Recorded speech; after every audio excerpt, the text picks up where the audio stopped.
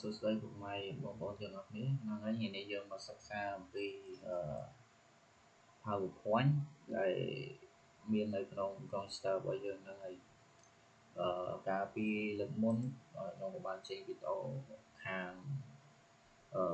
យល់ដឹងពីមុខងាររបស់ PowerPoint អូខេឥឡូវយើងចូលមកកាន់ PowerPoint មកខ្សែអ៊ីនធឺណិតយើង slow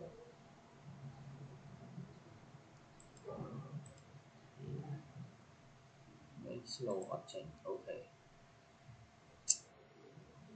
អ្នកនរគ្នាចាំតិចមកអ៊ីនធឺណិតវា slow អូខេអូខេឥឡូវយើងចេញបានអញ្ចឹងយើងយកផ្ទៃធំមកយើងចុច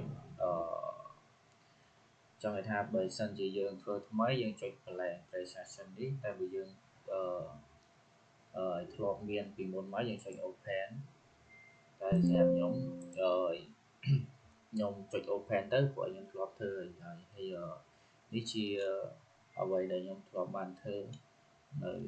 សាលារបស់ខ្ញុំអូខេឥឡូវយើងចុចពីលើហ្នឹងមកឥឡូវយើងមក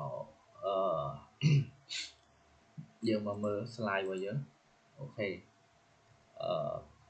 កន្លែងនេះកន្លែងមាតិកា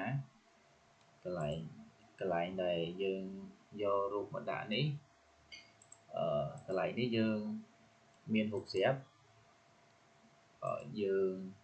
ត្រូវតែមានរូប logo របស់យើងដែលយើងចង់ដាក់ហើយបន្ទាប់មកយើងយក insert យើងយក picture ហើយយើងយក this device អូខេយើងចុច this device មកវានឹង load មកដល់កន្លែងនេះអ្នកនរគ្នារើសរូបភាពដែលអ្នកនរគ្នាដាក់មកអូខេពេលដែលរើសហើយអ្នកនរគ្នាចុច open មកអូខេហើយវានឹង load មកហើយអញ្ចឹងសម្រាប់ខ្ញុំគ្រាន់តែជាឧទាហរណ៍ទេហើយសម្រាប់អារម្មណ៍កថាដែលពួកខ្ញុំធ្វើឬក៏ slide ខាងក្រោយនេះឃើញផ្ទៃពណ៌ទឹកសមុទ្រនេះអញ្ចឹងអ្នកនរគ្នាយកពាក្យdesign មកអូខេហើយយកនេះហើយវានឹងមានពណ៌ឲ្យអ្នកនរគ្នាទៅអ្នកនរគ្នាអាចដាក់ពណ៌មួយណាក៏បាននេះ color ដែលយើងចង់បាន color អីគឺយើងអាចដាក់តាមនឹងបាននេះអូខេតែសម្រាប់ខ្ញុំគាត់នៅលើកមកត្រួសទេហើយសម្រាប់កន្លែងនេះពីលេខ1ដល់លេខ7នេះអ្នកនរគ្នាមកមើលវិញមកមើលខាងដើមវិញមកមើលលេខ home អ្នកនរគ្នាឃើញកន្លែងសញ្ញានេះទេនេះជាលក្ខណៈបែបត្រេវាមានគ្រីសវាមានព្រួយអូខេអញ្ចឹងបើសិនជាអ្នកនរគ្នាចង់បានមួយណាអ្នកនរគ្នាយក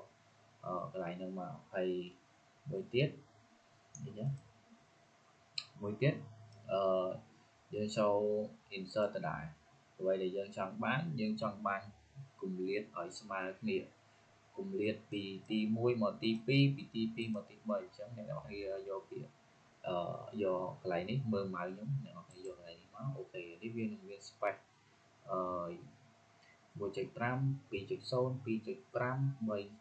អូខេវានឹងមានតាមហ្នឹងហើយបន្ទាប់មកទៀតខាងនេះយើងដូចគ្នា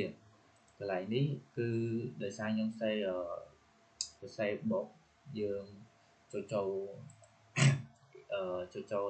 insert មកហើយយកពាក្យ text box យើងយកពាក្យ text box ហើយយើងមកគូ text box នៅកន្លែងនេះអូខេយើងចង់សរសេរបន្ថែមនៅកន្លែងនេះបានអូខេអញ្ចឹងដោយសារតែកុំព្យូទ័ររបស់ខ្ញុំ record បានតែ5នាទីទេអញ្ចឹងអធិស្ឋានបងប្អូនអរគ្នានេះគ្រាន់ជាការបញ្យល់ខ្លះៗនៃការធ្វើ slide អញ្ចឹងអ្នកនរគ្នាអាចមើលវីដេអូនេះបានឬក៏មានការខុសឆ្គងកន្លែងណាទៅសូមខមមិនលេខទោសហ្នឹងហើយសម្រាប់វីដេអូយើងក៏បានមកដល់ទីបញ្ចប់ដែរកុំភ្លេចជួយចុច subscribe channel បងប្អូនមួយផងដើម្បីទទួលបានវីដេអូថ្មីអូខេអរគុណ